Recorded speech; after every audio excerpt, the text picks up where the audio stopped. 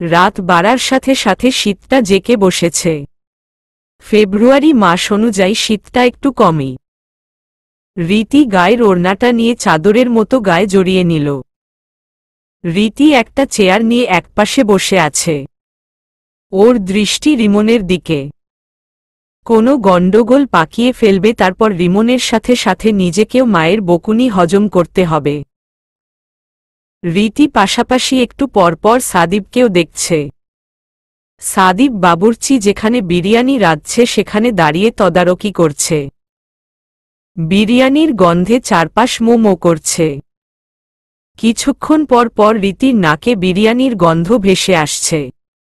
সালাদ কাটা শেষ। সেগুলো টেবিলের উপরে রাখা হয়েছে। দিয়া টেবিলের উপর থেকে কাটা সালাদ থেকে শসা, গাজর বেছে বেছে হাতে নিচ্ছে আর খাচ্ছে। রীতি দিয়ার কাণ্ড দেখে নিজ মনে হেসে ফেলল। এই মেয়ে একদম রিমনের ডুপ্লিকেট। শুধু খাই খাই করে। রিমনটা বড় হলে একে রিমনের বউ বানাতাম। দেখি এক চান্স নিয়ে। রীতি চেয়ার ছেড়ে উঠে দিয়ার সামনে গিয়ে দাঁড়াল। দিয়া তখনও গাজর চিবানোতে ব্যস্ত। দিয়া রিমনকে বিয়ে করবে? দিয়া রীতির মুখে এমন কথা শুনে চমকে গেল। তারপর মুখে গাজর চিবানো অবস্থায় বলল, হঠাৎ রিমনের বউ বানাতে চাও কেন? কারণ তুমি আর রিমন সেম। সারাক্ষণ শুধু খাই খাই করো। বরবউ দুজনেই যদি পেটুক হয় তবে কেউ কাউকে খাওয়া নিয়ে কথা শোনাবে না। রীতি দিয়ার দিকে চেয়ে ভ্রু নাচাল। দিয়া মুখ ভেঙচি কেটে বলল, নাউজুবিল্লাহ, মার্কা কথা বলো না। ওই পিচ্ছি ছেলেকে বিয়ে করব? হুহ, দিয়ার কি ছেলের অভাব নাকি? আমি খাই দেখে তোমার হিংসে হয় সেটা বলো। খাওয়া নিয়ে হিংসা? হা হা, খাওয়া নিয়ে হিংসা করার প্রশ্নই আসে না। আমার মায়ের হাতের রান্না কত ইয়াম্মি সেটা তো জানোই। রিমনকে বিয়ে করলে মায়ের হাতের ইয়াম্মি আইটেমের খাবার ফ্রিতে খেতে পারতে। দিয়া বাঁকা হেসে বলল, আন্টির হাতের রান্নার জন্য তোমার ভাবি হতে রাজি আমি। বলো কবে বিয়ে করতে হবে? রীতি জোরে হেসে ফেলল দিয়ার কথা শুনে। সাদিবের হাত ধরে অভি বারবার টানছে। সাদিবকে রান্নার সামনে দাঁড়াতে দিচ্ছে না। সাদিব বিরক্ত হয়ে বলল, কি রে বাপ, কি হয়েছে তোর? অভি হাত বাড়িয়ে বলল, কোলে নেও। কোলে নেব কেন? সারাদিন কোলে কোলে করিস কেন? 5 বছর তোর কত বড় হয়ে গেছিস, এত কোলে উঠে না। চল তোকে বাড়িতে দিয়ে আসি। অভি নাক ফুলিয়ে বলল, আমি যাব না।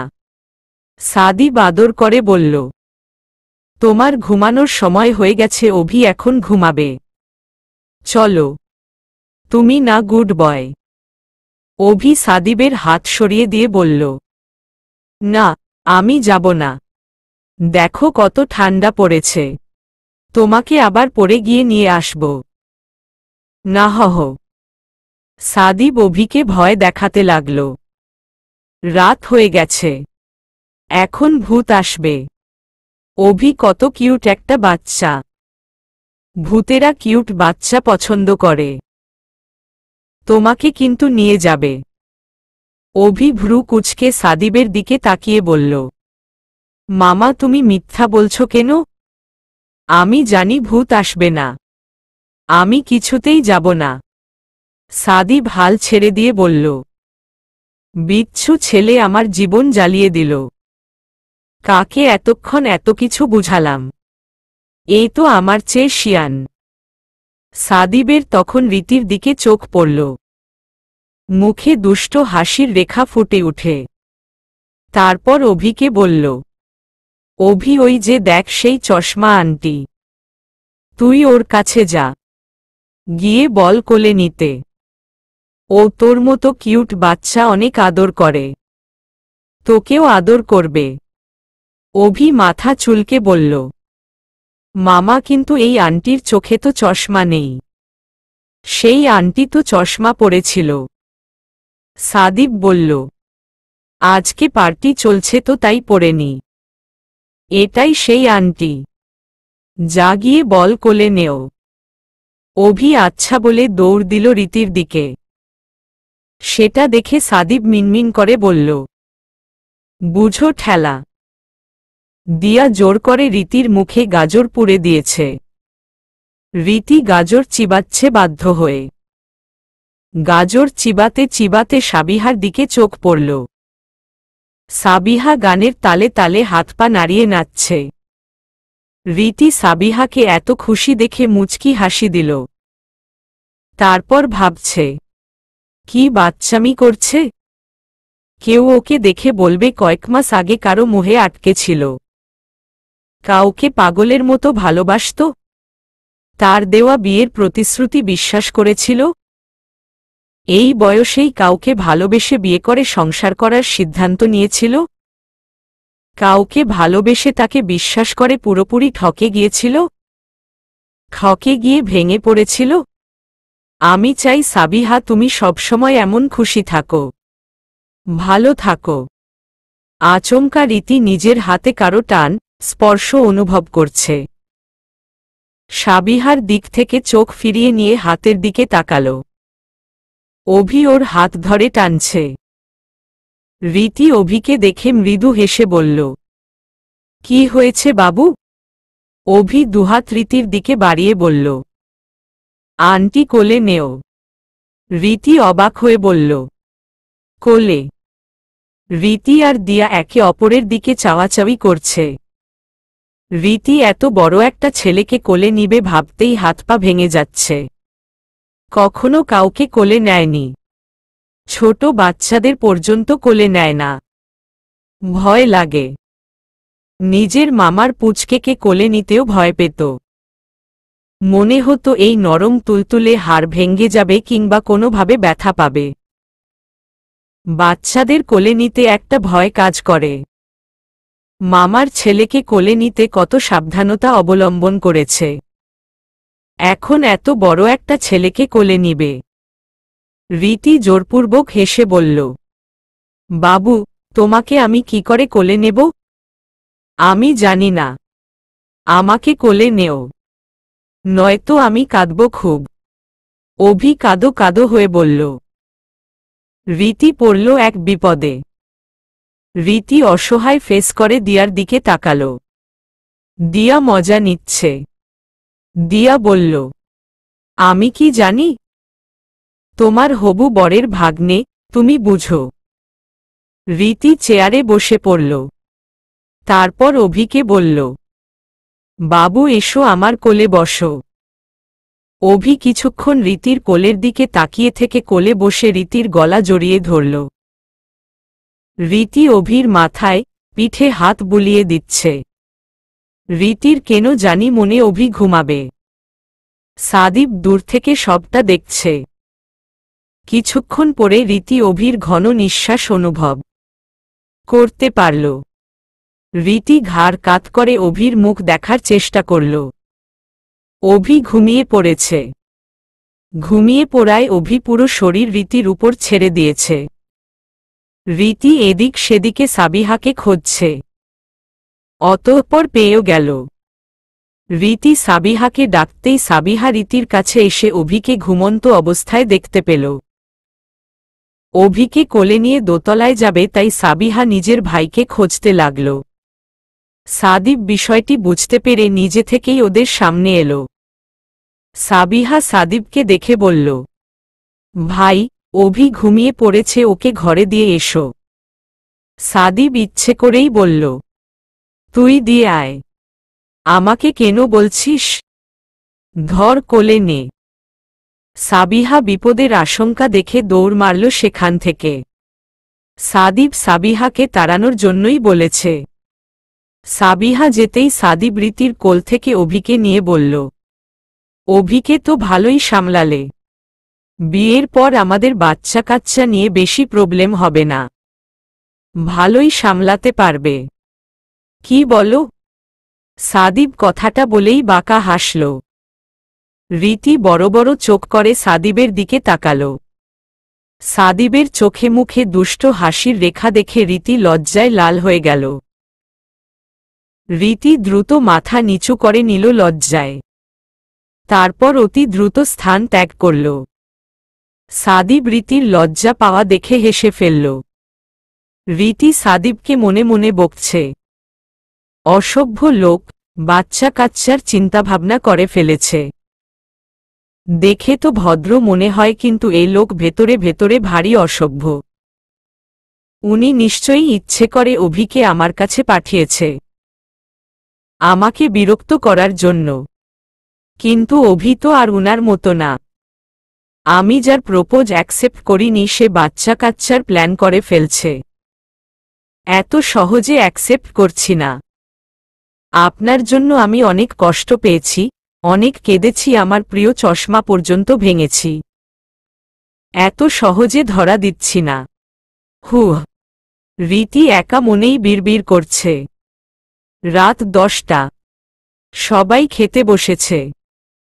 রীতি, রিমন, সাবিহা, সাদিব, দিয়া, দিহান ওরা এক টেবিলে বসেছে। সাদিব রীতির বিপরীত পাশে বরাবর বসেছে। সাদিব খাচ্ছে আর রীতিকে দেখছে। রীতি বেচারি সাদিবের জন্য খেতেই পারছে না। এভাবে কেউ তাকিয়ে থাকলে খাওয়া যায় নাকি? রীতির অস্বস্তি হচ্ছে। রীতি খাবার শুধু নেড়েই যাচ্ছে। বাকি সবাই নিজের মতো খাচ্ছে। রীতি সবার দিকে তাকাচ্ছে আর নিজের প্লেটের খাবারগুলো নাড়ছে। সাদিব রীতিকে এমন নাড়াচাড়া করতে দেখে নিজের ফোন থেকে মেসেজ করল। রীতির ফোন টুং শব্দ করে মেসেজ এলো, কিন্তু রীতি ইন্টারেস্ট ফিল করল না। আজকাল সিম কোম্পানি দিনরাত মেসেজ দিয়েই চলেছে। রীতির রেসপন্স না দেখে সাদিব আবারও মেসেজ করল।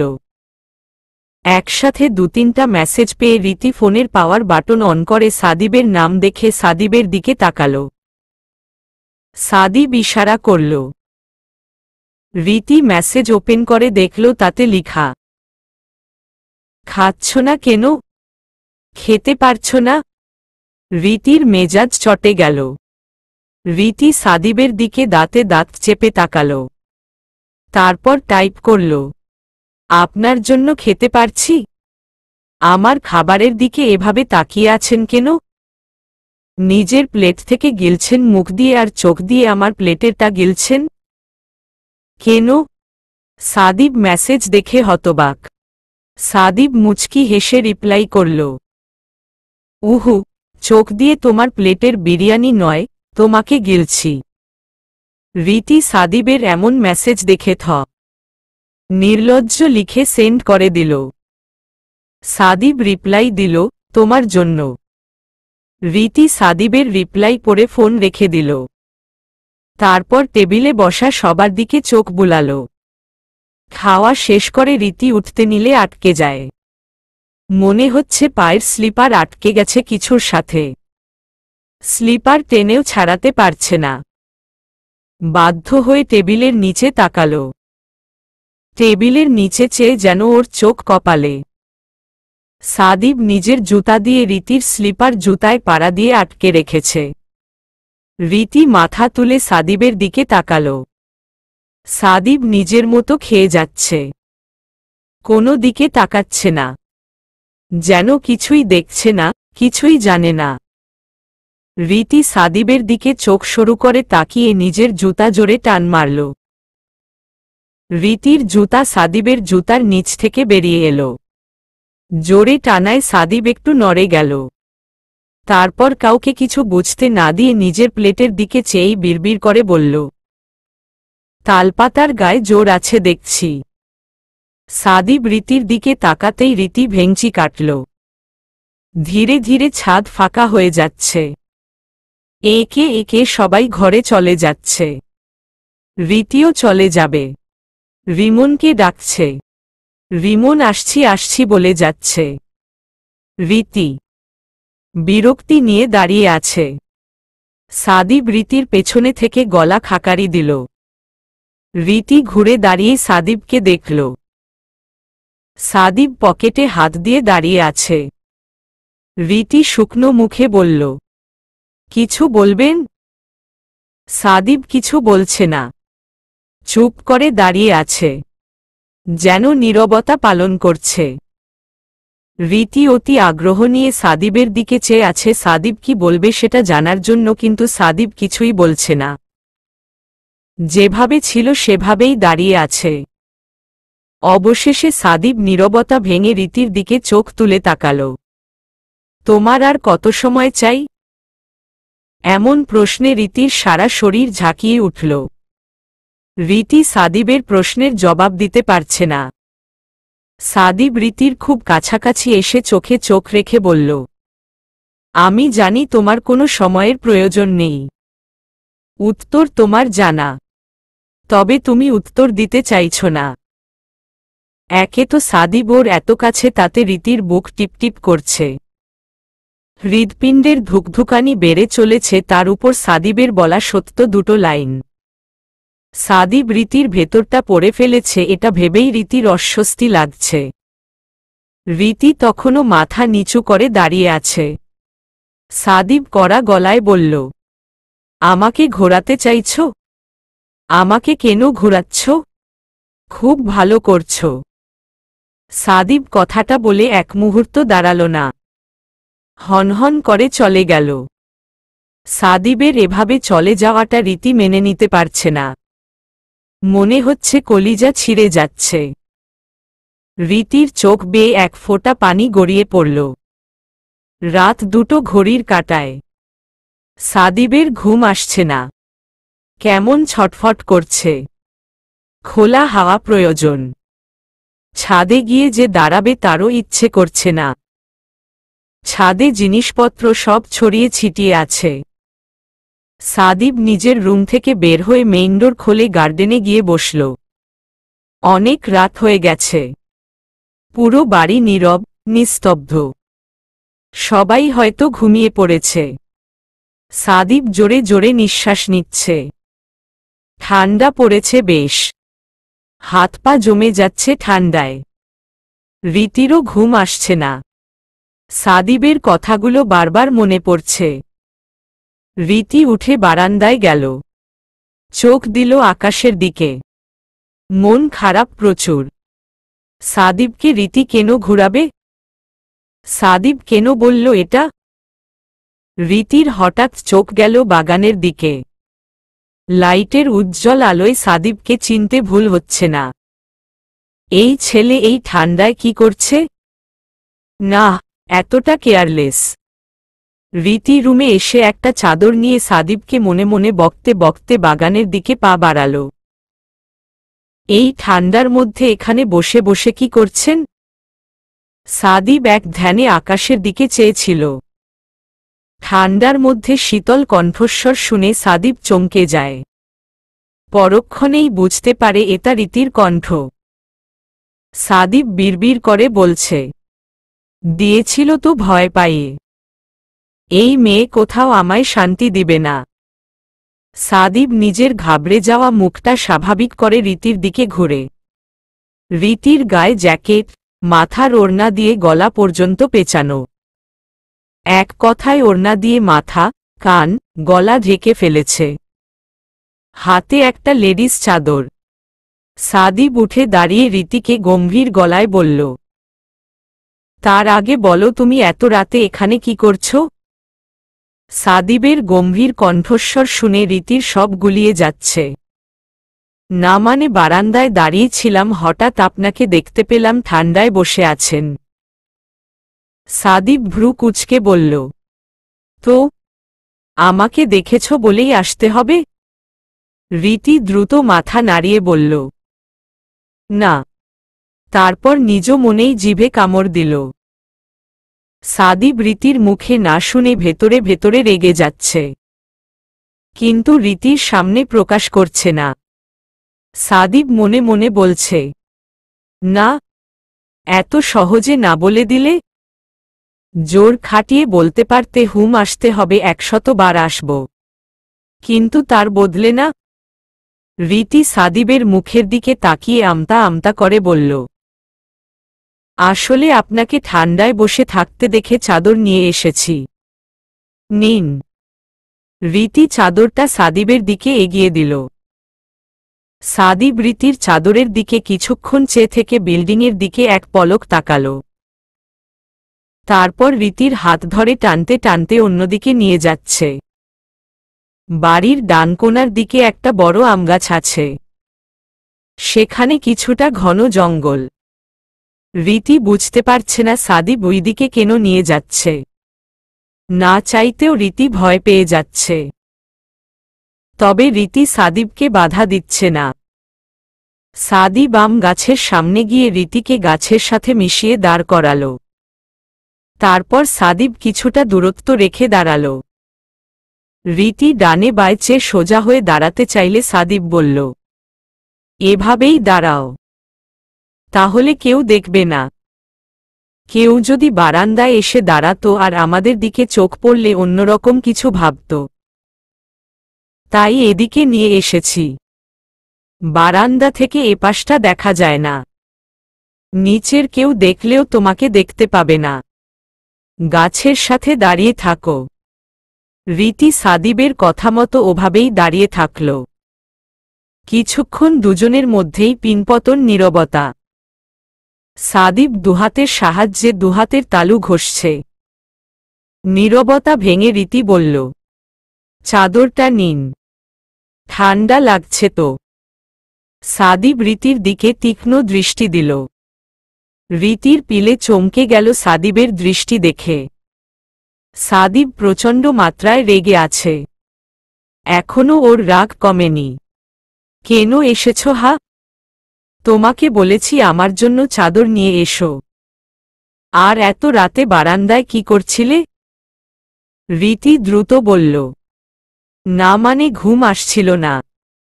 কেন? তোমার কেন ঘুম আসবে না? তোমার তো দিব্যি ঘুম আসার কথা। রীতি সাদিবের দিকে ভ্রু কুঁচকে বলল, আপনি আমাকে বকেননি? আবার জিজ্ঞেস করছেন কেন ঘুম আসছে না? আজব পাবলিক। আমার এখানে আসাটাই ভুল হয়েছে। রীতি নাক ফুলিয়ে কথাগুলো বলে চাদর হাতে চলে যাওয়ার জন্য পা বাড়াল। সাদিব রীতির হাত ধরে ফেলল। রীতি থমকে দাঁড়িয়ে যেতেই সাদিব রীতির হাত ছেড়ে দিয়ে বলল, একজন মানুষকে কাছে থাকতেই মূল্য দেও, হারিয়ে গেলে তালাশ করো না। কে বলতে পারে কোনো একদিন পুরো শহর তন্নতন্ন করেও তার তালাশ পেলে না। রীতি ফ্যালফ্যাল করে সাদিবের দিকে চেয়ে রইল। সাদিবের কথার অর্থ বুঝার চেষ্টা করছে। সাদিব রীতির ফ্যালফ্যাল দৃষ্টির দিকে চেয়ে বলল, চলো যাওয়া যাক। সাদিব সামনে সামনে হাঁটছে, রীতি পেছনে। রীতি ভাবছে, আমি কি হিরে পেয়ে পায়ে ঠেলছি? কোনো একদিন তো তাকেই খুঁজেছি। আমার অভিমানের পালা কি শেষ হওয়া উচিত না? এই অভিমানের পালা বদলে তাকে হারিয়ে ফেলব না তো? রীতি নিজ মনে কথাগুলো ভাবছে। সাদিব সামনের দিকে এগিয়ে যাচ্ছে। রীতি ভেবে নিয়েছে আজ সাদিবকে বলে দেবে, কিন্তু সাহস করতে পারছে না। ফেব্রুয়ারির ঠান্ডা ওয়েদারেও নার্ভাসনেসে মুখ গরম হয়ে যাচ্ছে। মনে হচ্ছে মুখ দিয়ে আগুন বের হচ্ছে। আর গলাও কেমন শুকিয়ে যাচ্ছে। রীতিকে এত স্লো হাঁটতে দেখে সাদিব পেছনে ঘুরে দেখে যে রীতি বেখেয়ালিভাবে হেঁটে চলেছে। সাদিব দাঁড়িয়ে গেল। রীতিও সাদিবের থেমে যাওয়া দেখে থেমে গেল। রীতি থতমত হয়ে সাদিবের দিকে তাকাল। সাদিব ভ্রু উঁচিয়ে বলল, কি এত ভাবছ বলো তো? উস্টা খেয়ে পড়ে গেলে বুঝবে শীতে ব্যথা পাওয়ার মজা। তুমি তো আবার হুটহাট পড়ে যাওয়া কিংবা কিছু ফেলে দিতে ভালোবাসো। রীতির সাদিবের খুঁচা মারা কথা শুনে সাদিবকে উস্টা মারতে ইচ্ছে করছে। রীতি নাক মুখ কুঁচকে সাদিবের দিকে তাকাল। রীতি সাদিবের দিকে চেয়ে বলল, আমি কিছু বলতে চাই। রীতির মুখে কিছু বলতে চাই, লাইনটা শুনে সাদিবের শিরদাঁড়া বেয়ে শীতল প্রবাহ বয়ে গেল। সাদিব স্নিগ্ধ হেসে বলল, আমি তো তাই শুনতে চাই। রীতির সাদিবের দিকে তাকিয়ে এতক্ষণের জমানো সাহস ফুস হয়ে গেল। রীতি আর কিছু বলতে পারছে না, কেমন কাচুমাচু করছে, গলা শুকিয়ে যাচ্ছে। রীতি গলায় হাত দিয়ে ঢোক গিলছে। এত কঠিন কঠিন পরীক্ষা দিয়েছে, কখনো এমন মনে হয়নি। আজ এই 3 ম্যাজিক্যাল ওয়ার্ড বলতে যতটা না ভয়, দ্বিধা কাজ করছে। সাদিবের আর তরস সইছে না। রীতিকে চুপ থাকতে দেখে বলল, কিছু বলতে চাইছিলে? হ্যাঁ, মানে আমি বলতে পারছি না, গলা শুকিয়ে যাচ্ছে, পানি খাওয়া প্রয়োজন। রীতির কথা শুনে সাদিব দীর্ঘশ্বাস ছেড়ে বলল, তুমি এখন পানি শূন্যতায় ভুগছ? কিন্তু দুঃখের কথা, তুমি পানি শূন্যতায় ভুগলেও আমি তোমাকে পানি এনে দিতে পারব না। সরি। সাদিব সিঁড়ি বেয়ে উঠছে। রীতিও সাদিবের পেছনে পেছনে উঠছে, আর নিজেকে গালাগাল দিচ্ছে। কেন বলতে পারছে না? সাদিব তো সেদিন নির্দ্বিধায় সবটা বলে দিল। সাদিব আর রীতি দোতলার সিঁড়িতে। সাদিব নিজেদের ফ্ল্যাটের দরজার দিকে তাকাল। রীতি পেছনে থেকে বলল, দাঁড়ান। সাদিব দাঁড়িয়ে গিয়ে বলল, আবার কি হলো? রীতি চোখ বন্ধ করে এক নাগারে বলল, আসলে আমি যেটা বলতে চাইছি সেটা হলো। রীতি চোখ খুলে অসহায়ভাবে বলল, পারছি না বলতে, কি করব? সাদিব রীতির ফেস দেখে ফিক করে হেসে ফেলল। রীতি গাল ফুলিয়ে সাদিবের হাসি হজম করছে। আপনি মজা করছেন? আমার অসহায়তা নিয়ে মজা করছেন? বলবো না আমি কিছু। সাদিব পিন্স মেরে বলল, তুমি পারবেও না, বড় বড় কথা বলে লাভ নেই। রীতির ইগোতে বেশ লেগেছে, তাই সিদ্ধান্ত নিল আজ বলবেই। আমি বড় বড় কথা বলছি? আপনি দাঁড়ান এখানে, আমি এখনই বলবো। সাদিব দুহাত ভাঁজ করে দাঁড়িয়ে আছে রীতির সামনে। রীতি জোরে জোরে শ্বাস নিয়ে সাদিবের দিকে তাকাল। তারপর জিভ দিয়ে ঠোঁট ভিজিয়ে বলল, আমি আসলেই বলতে পারছি না। ধাত। রীতি কিছু না বলে দ্রুত সিঁড়ি দিয়ে উঠছে। সাদিব পেছনে থেকে মিনমিন করে বলল, আসলেই পারবে না। রীতি 3 তলায় নিজেদের ফ্ল্যাটের গেটের সামনে গিয়ে থামল। সাদিবের দিকে ঘুরে হাত কচলাতে লাগল। সাদিব বলল, দাঁড়িয়ে আছো কেন? ভেতরে যাও। রীতি হুম বলে দরজা খুলল। সাদিবের দিকে তাকিয়ে শুকনো হেসে ভেতরে গেল। ভেতরে গিয়ে দরজা লক করার জন্য দরজা কিছুটা বন্ধ করে বলল, শুভ রাত্রি। রীতি দরজা আরও চাপিয়ে দিচ্ছে। এখন আর সাদিবকে দেখা যাচ্ছে না। সাদিবও রীতিকে দেখছে পাচ্ছে না। সাদিব সিঁড়ির রেলিং ধরে নিচে নামার জন্য পা বাড়ালে পেছনে থেকে রীতির কণ্ঠ শুনতে পায়। সাদিব পেছনে ঘুরে। রীতি দরজা ফাঁক করে মাথা বের করে সাদিব বলে ডেকে ওঠে। সাদিব রীতির দিকে তাকিয়ে আছে রীতি কি বলবে জানার জন্য। রীতি মুচকি হেসে বলল, আমি আপনাকে ভালোবাসি। তারপরই দরজা বন্ধ করে দেয়। 1 সেকেন্ডও দেরি করেনি। সাদিব রীতির কথা শুনে ওভাবেই দাঁড়িয়ে আছে নির্বাক। কি হয়ে গেল বুঝতে কয়েক সেকেন্ড লেগে গেল সাদিবের। রীতি ওকে ভালোবাসি বলেছে অবশেষে। সাদিব যেন ওই জায়গা থেকে নড়তে পারছে না, থমকে দাঁড়িয়ে আছে। রীতি দরজা বন্ধ করে দরজায় হেলান দিয়ে বুকে হাত দিয়ে দাঁড়িয়ে জোরে শ্বাস নিচ্ছে। সাদিবকে অবশেষে বলেই ফেলল মনের কথা। লজ্জায় মরে যাচ্ছে রীতি। দৌড়ে নিজের রুমে চলে গেল। সাদিব মুচকি হেসে নিজের ফ্ল্যাটের দিকে গেল। সাদিবের মনে হচ্ছে রীতিকে ও পেয়ে গেছে আজীবনের জন্য। অবশেষে আমি পেয়েছি আমার প্রিয়তমাকে। সাদিব শুয়ে এপাশ ওপাশ করছে বিছানায়, কিন্তু ঘুম আসছে না। শেষে সাদিব হাল ছেড়ে দিল।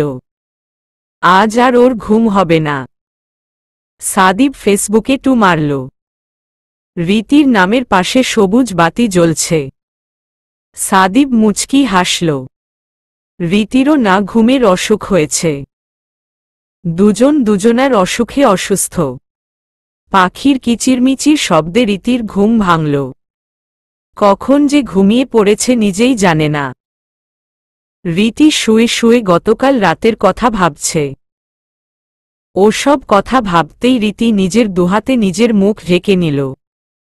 সাদিবের সামনে গিয়ে দাঁড়াবে কি করে? সাদিব কি বলবে? এসব ভাবতেই লজ্জায় কুকড়িয়ে যাচ্ছে। সাদিবের ঘুম ভাঙতেই অভিকে নিজের বুকের উপরে আবিষ্কার করল। কিরে মামা, সকাল সকাল আমার উপর কি করিস? অভি সরু চোখ করে বলল, মামা, তুমি আমাকে ছাড়াই পিকনিক করেছ? তুমি খুব পচা। আমাকে ঘুম পাড়িয়ে বাড়িতে রেখে গেছ। আরে ব্যাটা, আমি রাখিনি, রেখেছে তোর পচা আন্টি। অভি ভাবার ভঙ্গিতে বলল। কে সেই চশমা আন্টি?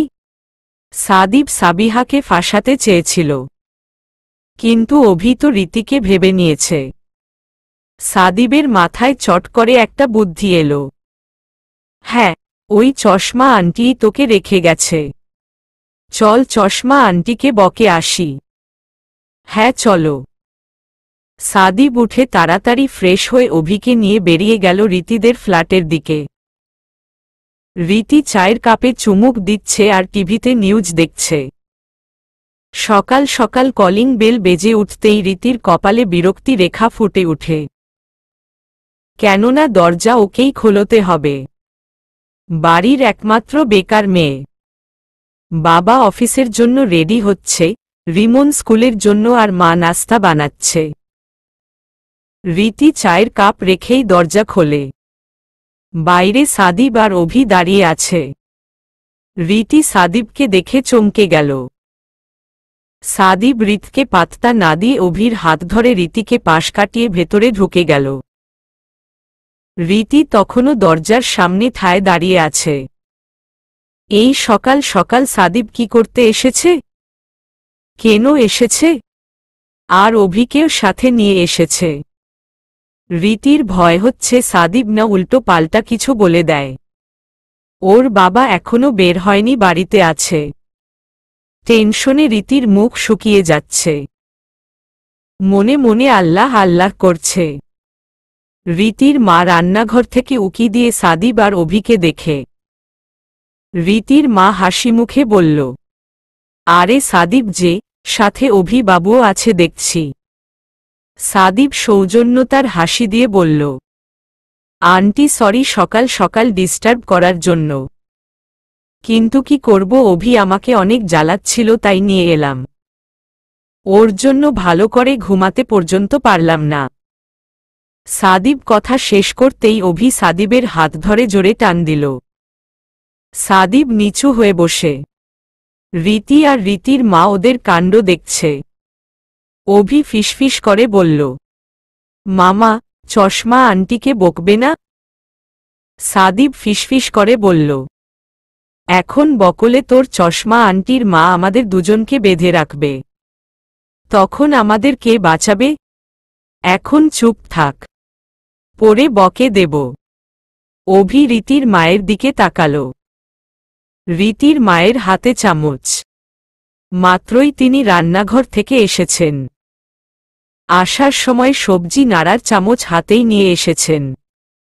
অভি গোল গোল চোখ করে রীতির মাকে দেখছে আর তার হাতের চামচ। রীতি আর রীতির মা একে অপরের দিকে চাওয়াচাওয়ি করছে। অভির এভাবে তাকিয়ে থাকা ওদের মনে প্রশ্ন তৈরি করছে। অভি মামার দিকে তাকিয়ে ফিসফিস করে ওকে বলল। সাদিব আবারও উঠে দাঁড়াতেই রীতির মা বলল, কোনো সমস্যা? কি যেন বলছিলে অভির ব্যাপারে? সাদিব আলতোভাবে হাসল। অভি চাইছে আমি যেন রীতিকে খুব করে বকে দেই। রীতি সাদিবের কথা শুনে ভ্রু কুঁচকে তাকাল। আর রীতির মা অবাক হয়ে বলল, কি? কেন? সাদিব মাথা চুলকে বলল, আসলে আন্টি হয়েছে কি, গতকাল রাতে অভি রীতির কাছে ছিল আর রীতির কোলেই ঘুমিয়ে পড়ে, তাই পিকনিক পুরোটা পায়নি। বিরিয়ানিও খেতে পারেনি। আমি ঘুমিয়েছিলাম, ঘুমের মধ্যেই বুকে চাপ অনুভব করি।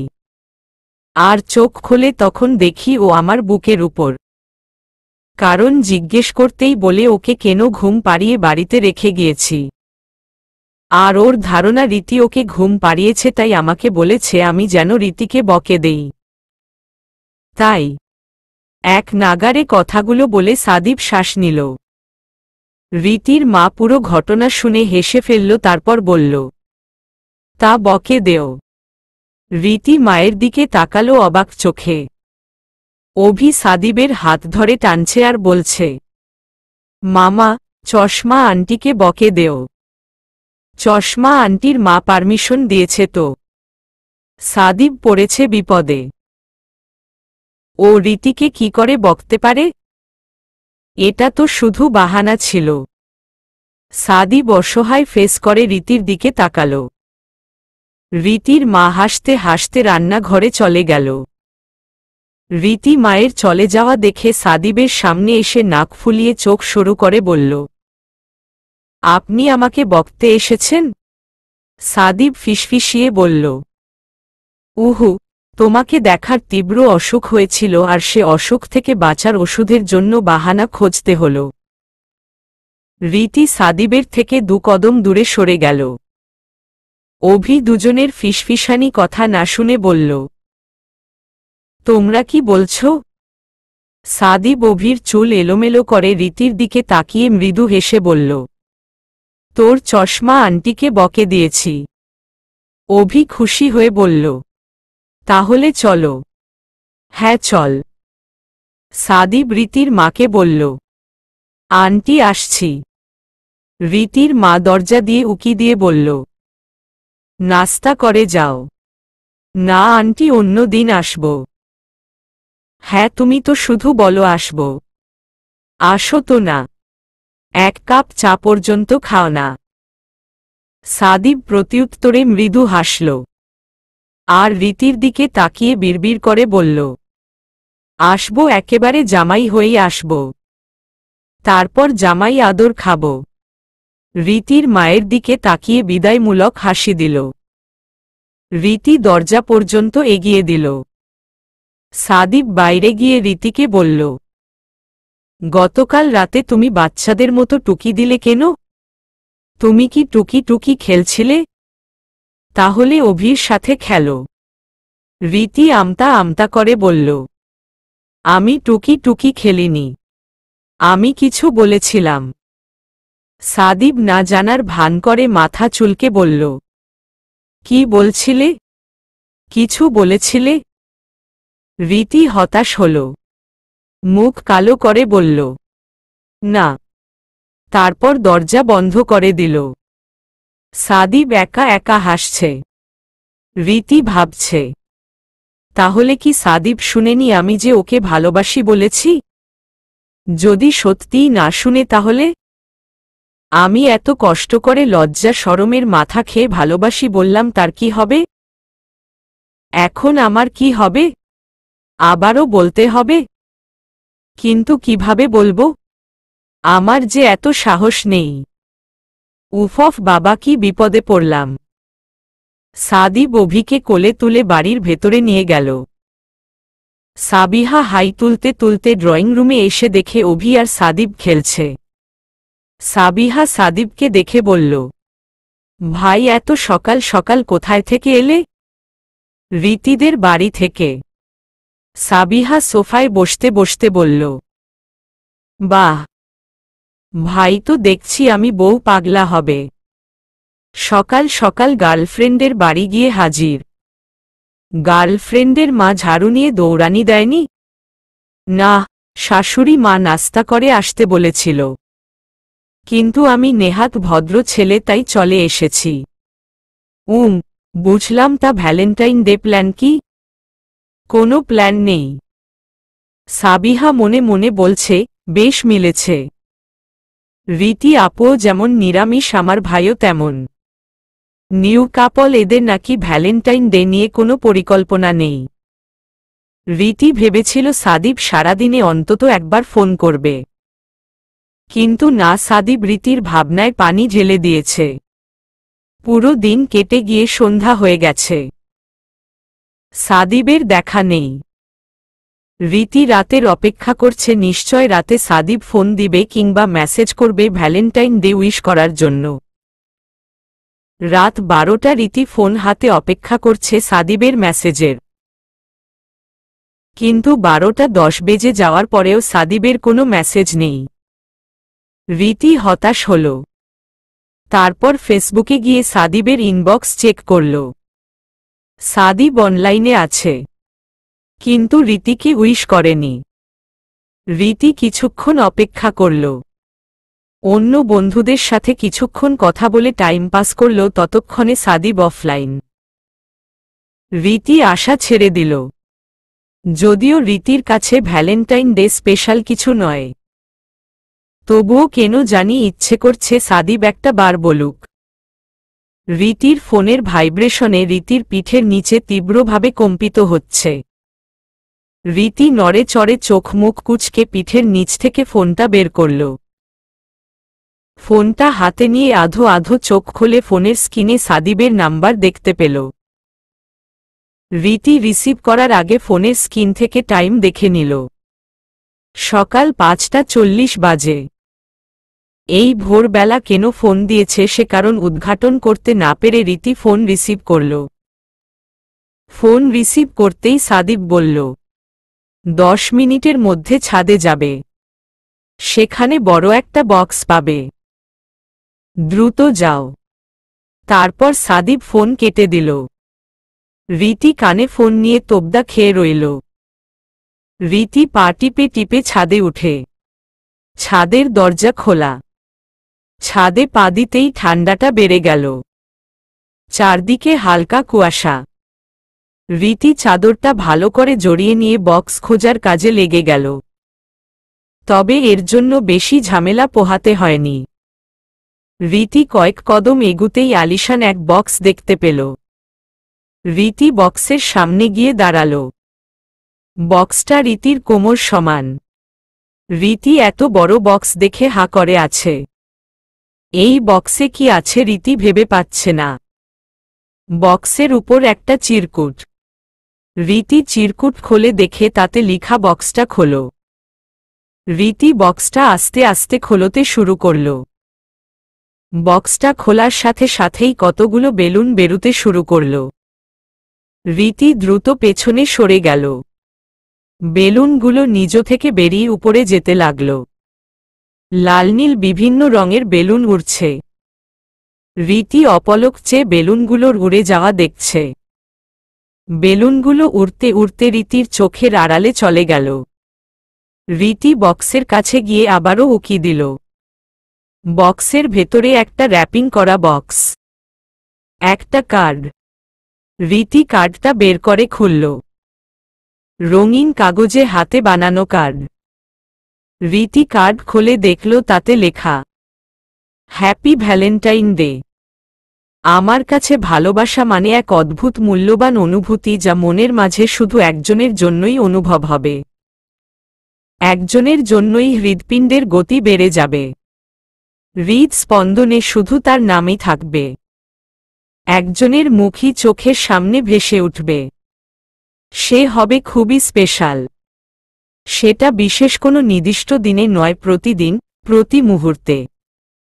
তবুও আমি আজ তোমাকে উইশ করলাম তোমার ইচ্ছে পূরণ করতে। ভালোবাসি। রীতি র্যাপিং করা প্যাকেট খুলে কয়েকটা বই পেল। রীতি মুচকি হেসে বইয়ের উপরে হাত বুলাল। রীতি বাড়িতে গিয়েই বই খুলে বসেছে। বইয়ের প্রথম পাতায় লেখা, চশমা রানী, বই পেয়ে আবার আমাকে ভুলে যেও না। সব ভুলে বইয়ের ভেতরে ঢুকে যেও না। পড়ার ফাঁকে ফাঁকে আমাকে মনে করো। রীতি ফিক করে হেসে ফেলল। রীতি বুঝে না রীতিকে সাদিব এখনো চশমা রানী কেন বলে।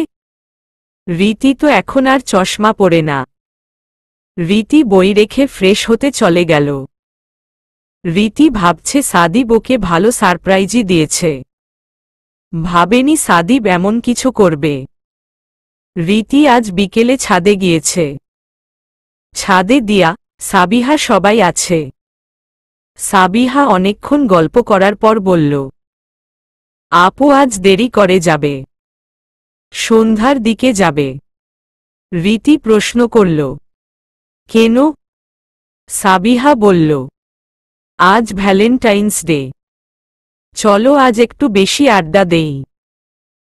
না গো, মা বকবে। সন্ধ্যা হতেই রীতি চলে যেতে চাইল। সাদিব তখনই ছাদে আসে আর রীতিকে বাধা দেয়।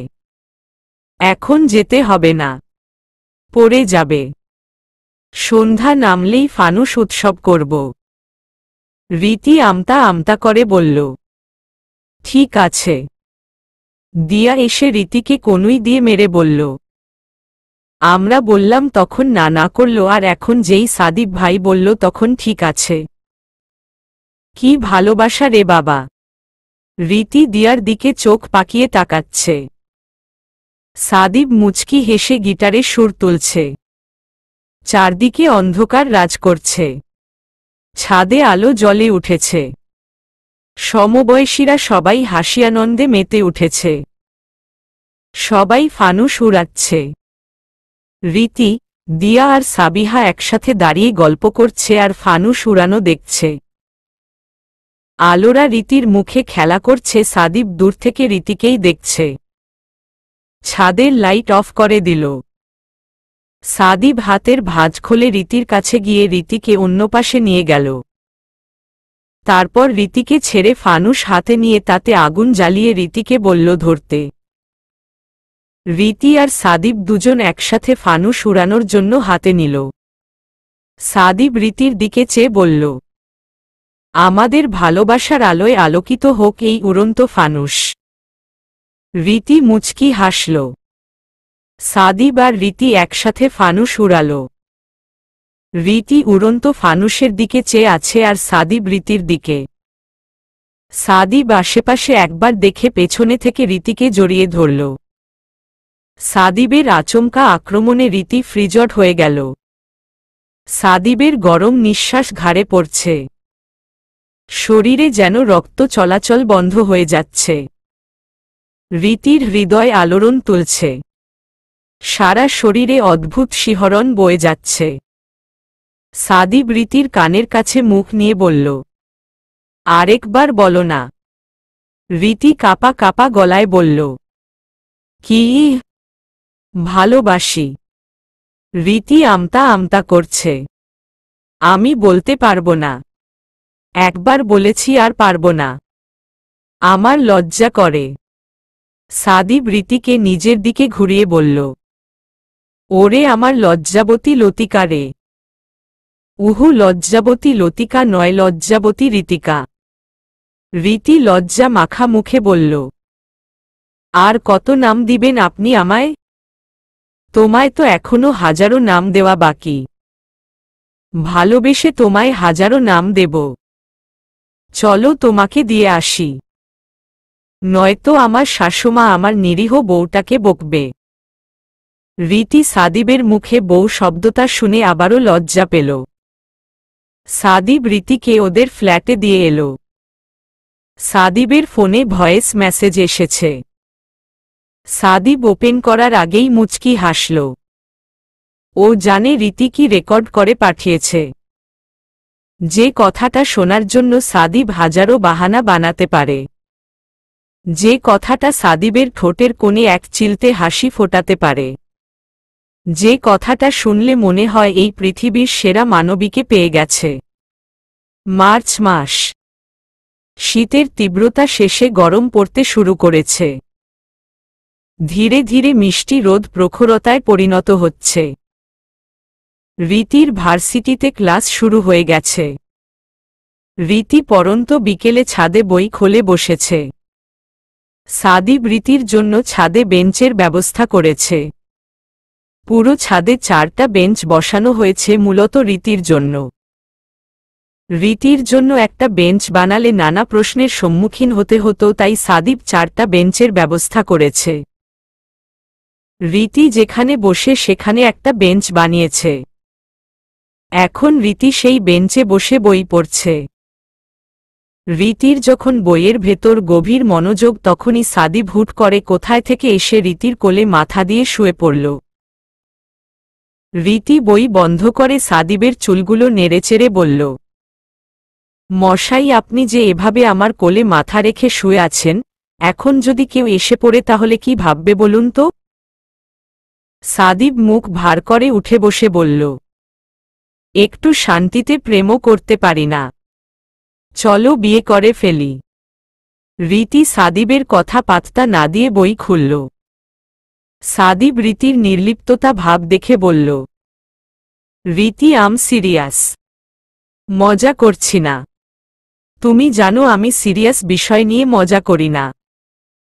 রীতি বই বন্ধ করে সাদিবের দিকে সিরিয়াস ভঙ্গিতে চেয়ে বলল, যদি মজা করেন তাহলে ঠিক আছে, আর যদি সিরিয়াসলি বলেন তো শোনেন, আমিও সিরিয়াস ভাবেই বলছি, এটা সম্ভব না। সাদিব বিচলিত চেহারায় বলল, মানে? কেন সম্ভব না? সাদিব, আমার বাবা কিছুতেই এখন বিয়েতে রাজি হবে না। আপনি কি জানেন আমি আপনাকে আমার বাবার হার্ট অ্যাটাকের পর কেন ইগনোর করেছি? যদি না জানেন তবে শোনেন, আমার বাবার স্বপ্ন আমি পড়াশোনা শেষ করি, বিসিএস পাশ করে ভালো চাকরি করি, তারপর বিয়ে সংসার। বাবা হিসেবে এটুকু চাইতেন পারেন। তার চাওয়ায় কোনো ভুল নেই। অনেক বাবা মা আছেন যারা মেয়ে একটু বড় হলেই বিয়ে দিয়ে বিদায় করে দিতে চায়, মেয়েকে বোঝা মনে করে। সেখানে আমার বাবা চায় আগে আমি নিজ পায়ে দাঁড়াই, নিজের পায়ের নিচের মাটি শক্ত করি, তারপর বিয়ে করি। সাদিব রীতির কথা শুনে বলল, আমি আঙ্কেলের চিন্তাধারাকে রেসপেক্ট করি, উনি ঠিকটাই ভেবেছেন।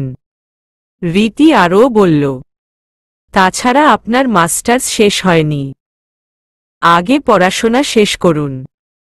হুট করে ঝুঁকের মাথায় সিদ্ধান্ত নেওয়া উচিত না। সবকিছুরই একটা উপযুক্ত সময় থাকে। সাদিব ভেবে বলল, রাইট, আমিও হুট করে কি থেকে কি বলে ফেললাম। তাছাড়া আমিও তো বেকার, বাবার টাকায় চলি, আমাকেও কিছু করতে হবে, প্রতিষ্ঠিত হতে হবে। সব মিলিয়ে 2 বছর। ওকে, ডান। তুমিও বিসিএস দেও, আমি মাস্টার্স শেষ করে বাবার ব্যবসায় বসি, সবকিছু গুছিয়ে নেই, তারপর। সাদিব দূরের বাড়িগুলোর দিকে চেয়ে কথাগুলো বলল। সাদিব পুরো কথা শেষ করেনি, তাই রীতি বলল, তারপর কি? সাদিব রীতির দিকে তাকিয়ে দুষ্টু হেসে বলল, তারপর বিয়ে, তারপর বাসর, তারপর হানিমুন, তারপর বাচ্চা কাচ্চা, তারপর নাতিপুতি। রীতি সাদিবের কথা শুনে সাদিবের পিঠে মারতে শুরু করল।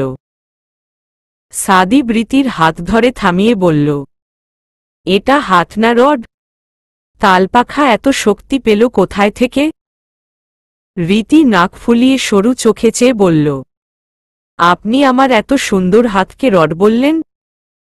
জানেন এ হাতের উপর কত ক্রাশ খেয়েছে? সাদিব ভ্রু কুঁচকে বলল, কে ক্রাশ খেয়েছে? রাইসা।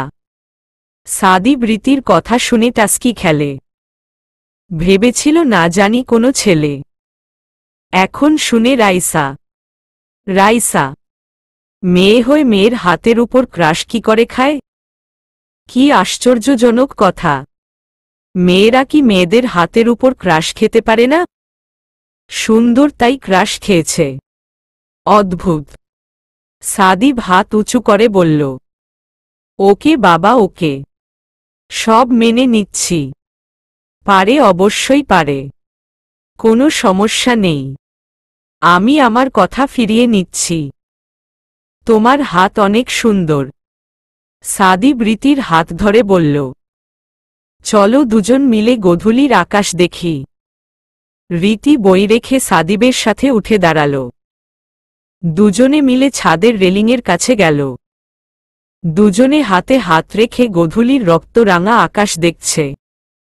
মন আমার হরতাল ডেকেছে। শহরের অলিতে গলিতে তার নিখোঁজ বিজ্ঞপ্তি ছাপিয়েছি। আকাশ আমায় দিচ্ছে তারা। গোধূলি বেলায় এক টুকরো ভালোবাসা হয়ে সে দিল ধরা। সাদিব এতক্ষণ রীতির মুখের দিকে চেয়েছিল। রীতি থামতেই সাদিব স্নিগ্ধ হাসি দিল। মন হরতাল ডেকেছিল কেন? ও সারাদিন দেখা দেয়নি বলে? রীতি সাদিবের দিকে তাকালো, তারপর বলল, ভার্সিটিতে আপনার দেখা পাইনি। কোথায় ছিলেন? আমাদের নতুন বাসার কাজ শুরু হয়েছে, সেটা দেখতে গিয়েছিলাম। আপনাদের বাড়ির কাজ শেষ হলে ও বাড়িতে চলে যাবেন। হু। রীতি মন খারাপ করে বলল, ওহ। তারপর আকাশের দিকে তাকালো। সাদিব রীতির সামনে আসা অবাধ্য চুলগুলো কানের পেছনে গুজে বলল, মাত্র বাড়ির কাজ শুরু হয়েছে, শেষ হতে অনেক সময় লাগবে। কাজ শেষ হলে সব গোছগাছ করে যেতে যেতে 2-3 বছর লেগে যাবে। ততদিনে আমাদের বিয়ে হয়ে যাবে। নতুন বাড়িতে আমাদের নতুন জীবন শুরু হবে। রীতি কৌতূহল নিয়ে বলল, গার্ডেন আছে? আছে তো, অনেক বড় গার্ডেন হবে, যদিও এখন পতিত জমি ছাড়া কিছু নয়। বাড়ির কাজ শেষ হলে গাছ লাগাবো। সেখানে বেলিফুলের আলাদা বাগান করব শুধু তোমার জন্য। একদিন চলো, তোমাকে সব দেখিয়ে আনব। আচ্ছা। লাল আভা মিলিয়ে যাচ্ছে দূর দিগন্তে। পাখিরা নিরে ফিরতে ব্যস্ত। অন্ধকার নেমে আসছে। অন্ধকার শেষে নতুন ভোর নিয়ে আসবে আলোয় ঝলমলে আরেকটা দিন। রীতি ব্যাগ কাঁধে ভার্সিটির জন্য বের হচ্ছে। গেট দিয়ে বের হতেই দেখে সাদিব বাইকের উপর বসে আছে। রীতিকে দেখে বলল, সামনে এসো। তারপর সাদিব বাইক স্টার্ট দিল। তারপর কিছুদূর গিয়ে বাইক থামালো। রীতি বুঝতে পারছে না সাদিব কেন সামনে যেতে বলল। রীতি সাদিবকে ফলো করে সামনে গেল। রীতি সাদিবের সামনে গিয়ে বলল, কি হয়েছে? এখানে আসতে বললেন কেন? সাদিব একটা হেলমেট বাড়িয়ে দিয়ে বলল, এটা পরো, তারপর উঠে বসো। রীতি চোখ বড় বড় করে বলল, মানে? আমি ভার্সিটি যাচ্ছি, তোমাকে নামিয়ে দেব। কোনো সমস্যা? রীতি আমতা আমতা করে বলল, সমস্যা না, তবে আপনার সাথে যাব। কেমন দেখা যায়? কেমন দেখা যায়? রীতি সাদিবকে ব্যাখ্যা দেওয়ার চেয়ে ওর বাইকে উঠে বসা ভালো মনে করল। রীতি সাদিবের হাত থেকে হেলমেট নিয়ে পরে নিল, কিন্তু হেলমেট পরা অবস্থায় উঠে বসতে পারছে না।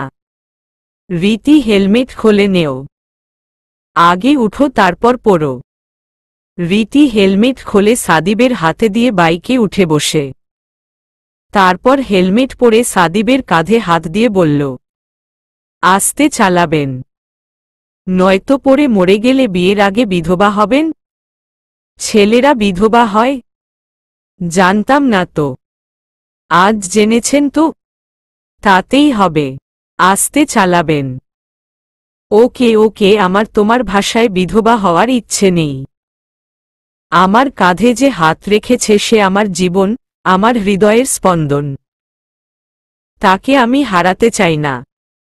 হয়েছে হয়েছে, রাস্তায় এত রোমান্টিক হতে হবে না। সাদিব কিছু না বলে হাসল। সাদিব রীতিকে নিয়ে ভার্সিটিতে গেল। বাইক পার্ক করে পাশাপাশি হাঁটছে। রীতি সাদিবের বন্ধুদের দেখে বলল, আমি আসছি। আপনার ক্লাস শেষ হলে চলে যাবেন। আমার জন্য অপেক্ষা করবেন না।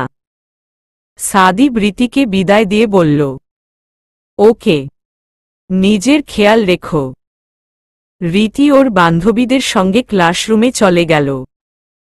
রীতি যেতেই সাদিবের বন্ধু বলল, রীতি তোকে এখনো আপনি করে বলে? হ্যাঁ রে ভাই, ওর নাকি আপনি বলতেই ভালো লাগে, তাই আপনি করেই বলবে। আমারও খারাপ লাগে না ওর মুখে আপনি শুনতে, তাই না করি না। তুমি বলার জন্য জোরও করি না। তুমি, আপনি ফ্যাক্ট না। ও যেমনটি চায় তেমনটিই হবে। দিয়া জানালার পাশে বসে একদৃষ্টিতে বাইরে তাকিয়ে আছে।